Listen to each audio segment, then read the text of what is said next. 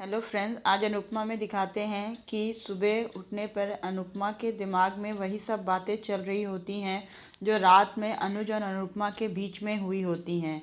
उसके बाद सब डिनर टेबल पे होते हैं। वहाँ पर अनुपमा को पता चलता है कि अधिक को रात में बुखार आ गया था।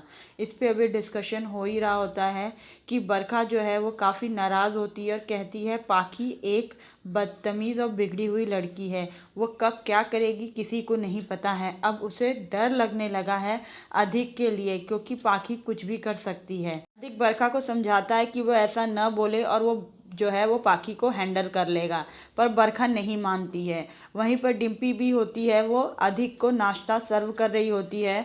तभी वहाँ पाखी आ जाती है और वो ये देख लेती है। इस वजह से वो काफ़ी गुस्से में आ जाती है। अनुपमा कहती है कि पाखी अधिक पाखी का नाम सुनकर खुश हो जाता है, पर जब वो पाखी के पास जाता है तो वो गुस्से में अधिक को उल्टा सीधा सुनाने लगती है। उससे कहती है कि तुम डिम्पी के संग हंसो बोलो, क्योंकि तुम्हें तो इसी में अच्छा लग रहा है, तुम्हें उसे तो पाखी की बिल्कुल याद ही नहीं आ रही। इस पे अधिक गुस्सा हो जाता है और दोनों के बीच में बहस होने लगती है। इस पे जो है अनुज को काफ़ी गुस्सा आता है। वो कहता है अगर उन लोग को इस तरह झगड़ा करना है तो वो इस घर से बाहर चले जाएं। तब अधिक अधिक उसके बाद पाखी से कहता है कि उसे थोड़ा सा स्पेस चाहिए। इस पर पाखी भड़क जाती है कि अधिक उसे छोड़ने की बात कर रहा है। तब अधिक पाखी से कहता है कि उसका दिमाग खराब हो गया है, क्योंकि वो किसी की बात सुनना ही नहीं चाहती और बात का बतंगड़ बना रही है। उसने कहा उसने पाखी को छोड़ने की नहीं, कुछ समय मांगा है पाखी से। इस पर पाखी चीखने चिल्लाने लगती है और गुस्से में वहाँ से चली जाती है। पर जो डिम्पी है वो पाखी के पीछे उसे समझाने के लिए जाती है, पर पाखी उसे भी उल्टा सीधा बोल के वहाँ से भगा देती है। दूसरी तरफ अनुपमा जो है वो ये सब देख के कुछ कर भी नहीं पा रही है। वो थोड़ी देर के लिए ब्लैंक हो जाती है, क्योंकि उसे कुछ समझ नहीं आ रहा है वो इस सिचुएशन को कैसे हैंडल करे। क्योंकि एक तरफ अनुज भी अब इस चीज़ को पसंद नहीं कर रहा है कि वो पाखी और शाह हाउस के मामलों में दखल दे। दूसरी तरफ वो बिना कुछ किए भी नहीं रह सकती। अनुज अनुपमा को देख के समझ जाता है कि वो परेशान है। वो अनुपमा से बात करके उसे समझाने की कोशिश करता है, पर अनुपमा कहती है कि नहीं, सब ठीक है, सब ठीक हो जाएगा। उसे अभी छोटी पे ध्यान देना है, क्योंकि छोटी को उसे ट्रिप पर ले जाना है और वो छोटी का दिल नहीं दुखा सकती। ये कह के वो अनुज के पास से चली जाती है। उसके बाद दूसरी तरफ पाखी शाह हाउस पहुंचती है। काफ़ी रोती चिल्लाती है और कहती है अधिक उसे छोड़ देना चाहता है।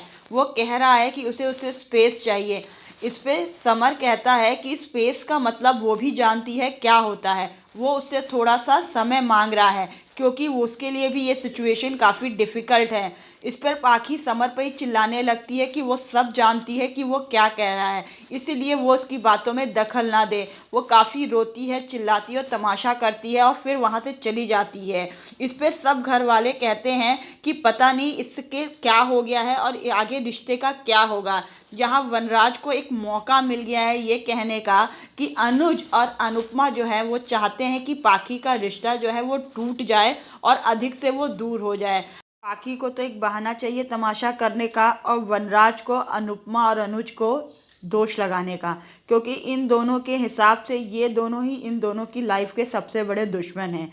काव्या को अनुपमा की चिंता होती है, तो वो अनुपमा को फ़ोन करके उसका हाल चाल पूछती है।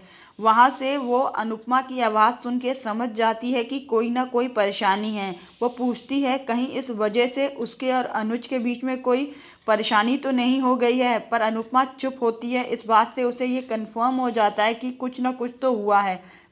काव्या अनुपमा से कहती है कि इस परिवार की परेशानी के अलावा उसे अनुज के बारे में भी सोचना चाहिए, क्योंकि इन सब का फ़र्क अनुज पे और अनुपमा और अनुज के रिश्ते पर पड़ रहा है।